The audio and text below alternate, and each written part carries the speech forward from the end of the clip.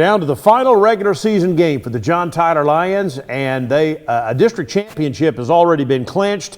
An undefeated district championship, which is pretty cool and very hard to do, awaits John Tyler as they play at Nacogdoches coming up on Friday night, and then the playoffs are just around the corner. Welcome back on Coach's Corner. The long road to the playoffs is just about over now for JT, and Coach Rickland Holmes is with us. The Lions knocked off Jacksonville 57-21 this past Saturday at Trinity Mother Frances Rose Stadium, but an undefeated district championship. That'd be a pretty cool accomplishment, wouldn't it? Pretty cool accomplishment, and that's something that, the kids been working hard towards, the coaching staff been working hard towards getting that done. And so far, we've put ourselves in a position to make that come happen. Yeah, and again, after the start, and again, we probably made too much of it, but you played 3 very difficult non-district games, lost all 3 of them. A couple of them were close. People wanting to know, what's wrong with the Lions? Well, as it turned out, nothing was wrong with the Lions. Nothing wrong with them. We just had to do what we need to do, grow as a team, and build on what we knew that we could be. A very talented but young team that needed experience to get things together. What have they done better in the last 7 weeks?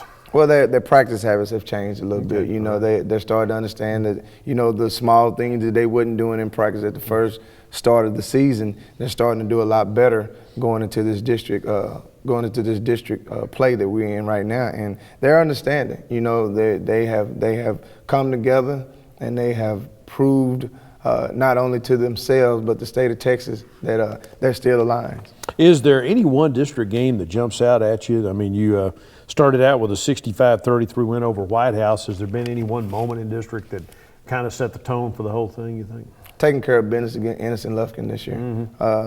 Especially going down to Lufkin and playing them and winning that football game, and then coming back home playing a tough Ennis team that was coming off a state championship, a district championship, and to make sure that we took care of them because we knew that the district title had to come from them. And you were down against Lufkin Lindale at a half. Yeah. I mean, pretty good, pretty improved Lindale team, and came back and shut them out in the second half, basically. I mean, most stuff definitely. like that. Just adverse moments that the kids have been through to get things done this season has put them at the position that they're in right now, and that's being undefeated in the district play. Now, the Jacksonville game on Saturday, again, you won 57-21. We'll see the highlights here in just a moment, but just kind of give us an overview of how the guys played Saturday. Overall, I think they adjusted well because now you're talking about playing not just one game during the week, but now you're talking about playing 2 games in 1 week. Yeah. Coming off a Monday game, to Saturday, practicing Tuesday, Wednesday, Thursday, having that walkthrough on Friday, and then coming in early on Saturday and playing it like college game day. I think the kids adjusted well, came out there and sent our seniors off on a good note at Rose Stadium. Yeah, it was senior day at Rose Stadium for the Lions. And Lee's going through that same thing this week. What's that emotion like? You went through it. I mean, what's the emotion like for these young men that have been in this program, blood, sweat, and tears since their 9th grade year? Well, it's a bittersweet emotion because you know that it could possibly be your last home game at Rose Stadium, but for this group of seniors, they know that it's not their last game ever played for John Tyler. So just being able to walk out there with your parents, everybody know who you are, and to go off on a winning note is even better. Now that you've had 20 years to think about it, basically, or almost 20 years since you graduated, what do you remember most fondly? Your high school career at JT, your college career at Oklahoma State, or the 3 years you played in the NFL? My fondest memories are from high school. Yeah. The most exciting memories are probably from college, but the ones that I think everybody outside my family will talk about, it'll be my NFL career. Yeah, but playing for Cujo, you grew up around it, right? Yeah. Like a lot of your players do. Yeah. You grew up kind of rooting for John Tyler, right? That's right. From a knee-high guy all the way up to, first putting on that Lion jersey and really understanding what playing for John Tyler is all about. Right. It's a tradition deal that we got there, and the guys that come through every year have to keep it going. I think I was talking to Trey Allison maybe, and I think his guy was Kendall Hunter maybe when he was a little kid. Who was your guy? Mine was, it had to be Mark Broyles and Michael Price. Growing up watching those guys play. Yeah. S.A. Barnes was one of them that came through. I remember hearing him on the radio and then going out there to Rose Stadium and seeing him play in person. Yeah, that was one of Alan's favorite guys. I think Alan Wilson's S.A. Barnes. I'd forgotten. Barnes. Now, Mark Broyles' dad still works in John Tyler. Yes, Ms. Broyles still there. So we see him, we see and talk to him a lot. But again, that's all part of a winning culture. And isn't that kind of how you a program, not just a team that has a good year occasionally, but a program that have that kind of legacy, where guys, you got second and third and fourth generation John Tyler Lions. You've got a couple of those guys on this year's team. On the team now. Some of them I played with their parents. Yeah. So but to see those kids and to know the lineage that they come from, it makes you a little bit more comfortable coaching them. All right. So who played well against Jacksonville on Saturday? Before we look at the video, who were the stars standing out? Well, we'll start on the defense side of the ball. Pierre Leonard had another great game again. Jontavius Mosley had another good game on the defense side of the ball. Trey Allison had another good game on the defense side of the ball. Dwayne Jones, Braylon Jones also. Greg Guerrero had another good game on the defense side of the ball. Him and Goodson, the two sophomore defensive ends. So they had a great game on the defense side of the ball, contained the ball well, made good tackles, and kept that offense off the field. And then on the offense side of the ball, James Allen, Bryson Smith, Damian Allen, Duntavian Gross once again. You know, he's going to always continue to be productive.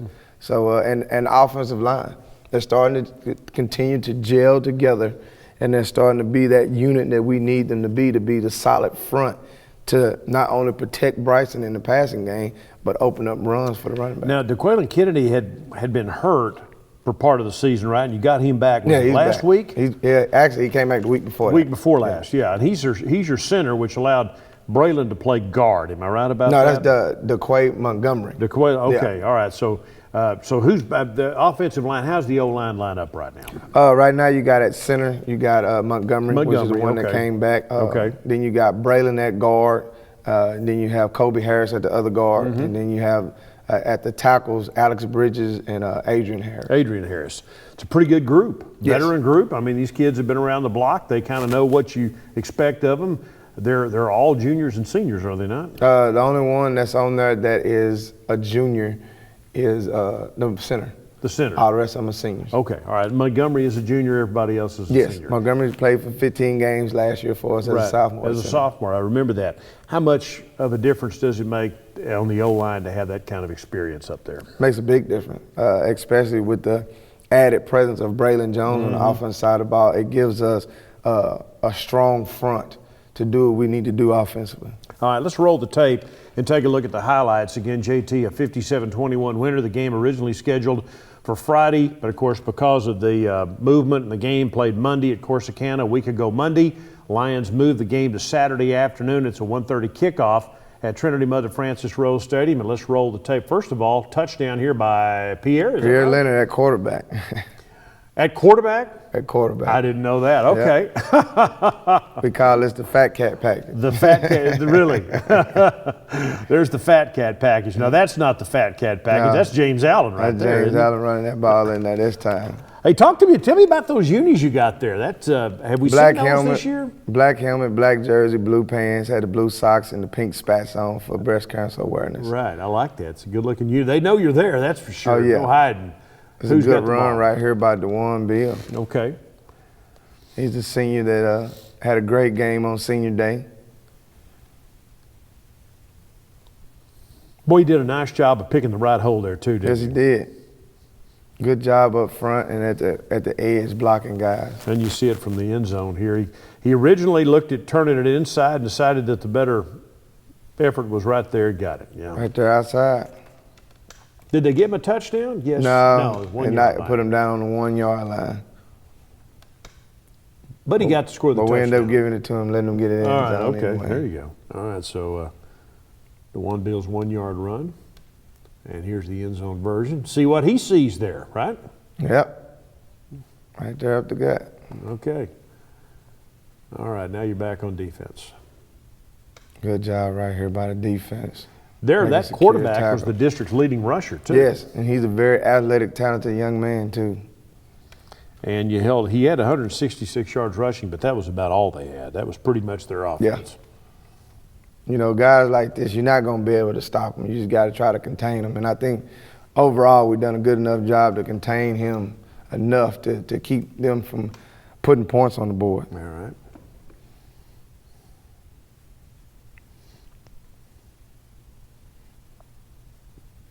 Good pass breakup right here by That wasn't a Mosley. pick, that was a breakup then, Yeah. right? Mosley also had a fumble recovery and an interception in the Yes, game, did. didn't he? He's one of the most athletic kids on your team. He's a junior, is that right? He's a junior, and he is very, very athletic. He's one of those kids that came from guys that I played with. His dad was Michael Curl, and he graduated with me. Okay, all right. And here's the defense stepping up. One of the first guys on the tackle was Greg Guerrero, a sophomore defensive end. That's him coming across. Smacked him good, and here's the end zone version coming up. This is a great picture right here. There you go. That's a great look. Looking right down on the play. Right down on the play. Bird's eye view. That's one of the best shots we've had this year. All right, here's Bryson. Oh, wide open. Good wide open ball to Damian Miller. Show off his arm a little bit. Damian's commitment to UT still solid? Still solid. All right. Got another year to think about it. Hope he goes to the Longhorns. I'm all for it as a former Longhorn. Here we go. That's And a I'm nice sure play. all Longhorn fans and Coach Strong is waiting on that too. Do they want him to play DB or wide receiver? Wide receiver. Wide receiver? Okay. All right.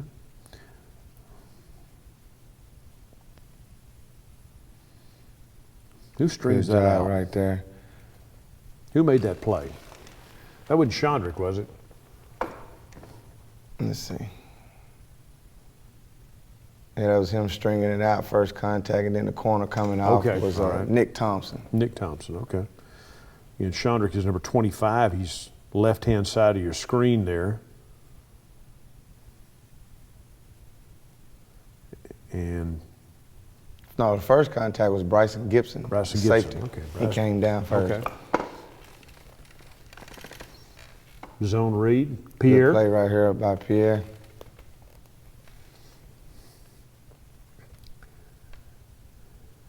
That's a combination of being strong and quick, right? That's it.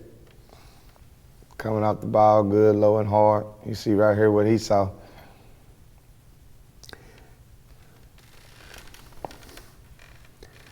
And he was so quick, he was able to brush that blocker aside. And read play by their quarterback, Cameron High. Who made that play, Coach? Coming off the edge right here. First contact was Chandrick. Then a couple other guys came through and helped clear it up for him. As you see Chandrick right here to the left, coming down. He had a little hesitation he shouldn't have had. Should have just came a little bit quicker and tighter inside. He made that play a lot faster. Try to draw a play, nothing working there. Yep. Good job by Pierre.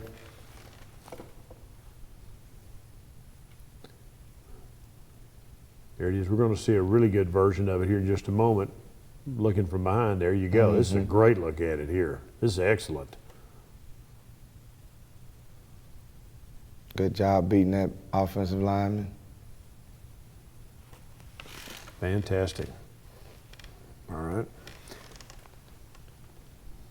Here's Bryson Smith. A little design play for him. Good tough run right there. He has shown so much improvement from game one. Just looking at the numbers from that Plano game at the beginning of the year to now. Different kid, right? Yeah, good edge block right there by Michael Washington Givens, number 88. And here you are looking right in his face from that end zone camera. See what he sees, or at least what the DB trying to stop him might see. There you go. That's set up a 1st and goal. And you're going to punch it in again. This is a quarterback sneak by Bryson. Good push by the O-line up front. That's what you want to have by your offensive line, creating another line of scrimmage and getting that surge. This is 3rd quarter action here. And little jet sweep right here to Michael Washington Givens.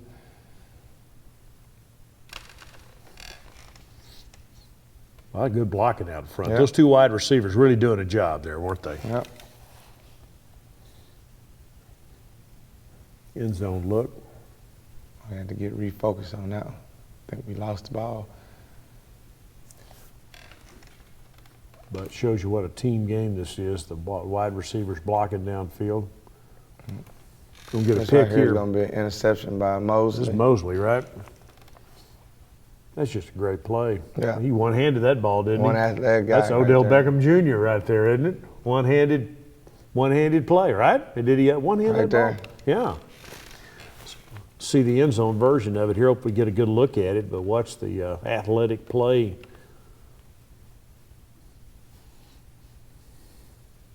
Yep. Laid Wow. out for it, too.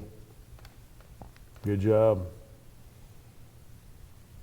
Good job right here by Josh Parker, staying in bounds and using that speed to get to the end zone. That's a great play, Joshua Parker. Make that first guy miss. That's what the spread offense Good is block on designed the to do, edge right there by Michael Washington Gibbons again. He done a great job blocking. You'll see him seal the edge right here. Forced his guy to bounce. How does it work to briefly to throw to the short side of the field, and why does that work as often as it does? Well, you know, a lot of people don't pay a lot of attention to the short side of the field because Yeah, they think, you okay. know, you don't have enough area to work with. Yeah. With quick game passes like that, you can take advantage of it. All right, you string him out here. Great Good play. job by Bryson Gibson. Yeah, and they had 239 yards of total offense in the game. Most of it coming from their quarterback, but not here. And the end zone version of it. We've done a better job getting lined up this week. And we have been doing it, you know, since we've been playing, is understanding that, you know, we got to give ourselves a chance. And down the first and goal. Person running the ball was DeCarlo Dudley, a guy that came to us from Tenahaw. And made a great run right here. He just got to learn how to finish it, put both hands on the ball and not let him strip How it old a out. kid is he? He's a senior. Senior? And then that good heads-up play by Gross, being there by the ball to pick Okay, it up that's and take it the in. fumble. Okay. Okay, Dundon picks it up and runs it in on the fumble. And do they flag him for that little extra? No, they hit? didn't. They didn't flag him. All right. Here's the zone read. There's the quarterback. Yeah, And this is Jamal Cuba running the ball. Cuba. Okay, your backup backup quarterback.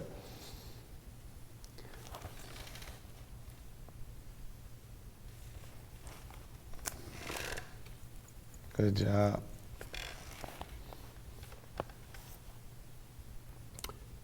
Is he a senior? I believe He's he a is. senior too. Senior too. Okay.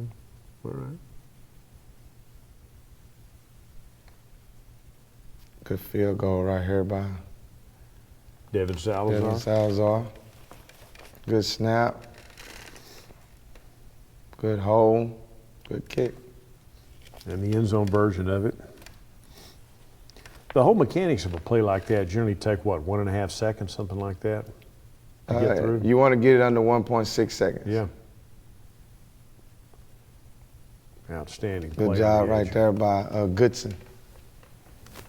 Another sophomore defensive end. So both your defensive ends are 10th graders, right? The 3 of our 4 defensive ends are 10th Or graders. 10th graders. Okay. Only one of them is a senior. Think about it. They're not 10th graders anymore, are they? No. They're veteran players. They're but- veteran players now. Yeah, I get that. And that's a look at the highlights. 57-21, JT over Jacksonville. The win streak is now 6 in a row. 7 on Friday night in Nac would give the Lions an undefeated district championship. You didn't win district last year. You made that deep playoff run, but people forget that Ennis won the district championship last year. Sometimes I think people take district championships, can take them, especially with programs like yours, take them for granted, but you never take them for granted, do you? No, never, never. That's one of the first of our goals that we set for ourselves at the beginning of the season. And to accomplish that it makes sure that you go into the postseason play with a sense of urgency and confidence in your team, knowing that you can get the job done. You just got to continue to do things the right way. Now, NAC is an old rival, an old district rival from years and years ago. Been playing each other for off and on for what, 60 years or more, I guess. You played against NAC, yep.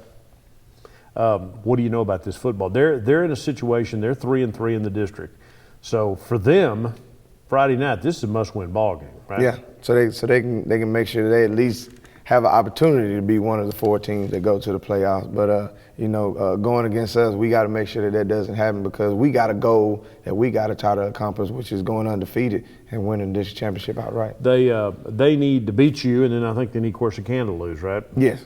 To get in the playoffs. And they've been pretty good. You guys have had some barn burners against them lately too, haven't you? Yeah, well, it's pretty good rivalry. Last 2 years been handled pretty well. Yeah. But the 3 years ago before that, games was pretty close. Pretty close. Coach Reyes has been doing this a long time. What do they have offensively and defensively? Defensively and offensively, they loaded. They got some talented guys out there, especially at the skill positions. With the All-American, All-World free safety that they have, Brandon Jones. He's surrounded by some guys that can play. One of them is a kid that played corner. His brother played corner for him last year, the Lane guy, and his brother's back. So I think he's the other safety.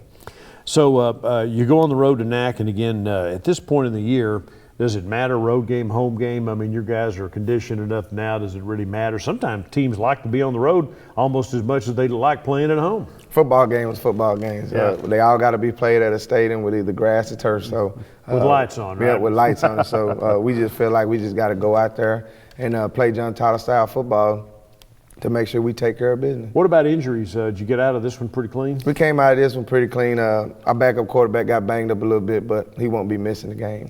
Rickland Holmes, of course, with us. John Tyler, again, going for an undefeated district championship in 15-5A coming up on Friday night in Nacogdoches. This past Friday, people want to know why, how teams wind up 6A, 5A, 4A. Well, it happens every 2 years. And the UIL basically reshuffles the deck every 2 years, and one day in October, every other year, they take attendance or enrollment on that given day. Snapshot. It's called a snapshot day. That snapshot day was this past Friday, October 30th, wasn't it? That's right. And I think we turned in enough numbers to be classified as a 6A football team. So we'll find out in February whether we made that number or not. But with the number that we turned in, it's about a 90 to 95% chance that we're going to be 6A. So this district that you're in right now, this may be your last go-round. Last time seeing these guys. For a while. Yeah, Who knows? For a while. For a while. What do you think about, from what you're seeing right now, what's your reaction to that? I like it. I think now it puts us back in the classification with Robert E. Lee, and now our game has a lot more importance to it. Yeah. It's not just for bragging rights. Now it's for district rights. So hopefully, with us adding into that, it helps them out a little bit and takes them out of that Garland district where they have to play a lot of games on Thursday. Right, and Longview may even come up too, I'm hearing, right? They may.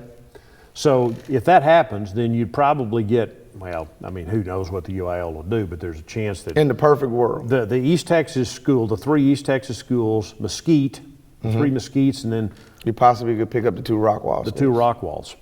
That seems like an entertaining district, doesn't it? That would be. I'd love to play in that district right there. Well, let me ask you this then. Okay, is there a difference between because you're 5A Division I right now, big school 5A.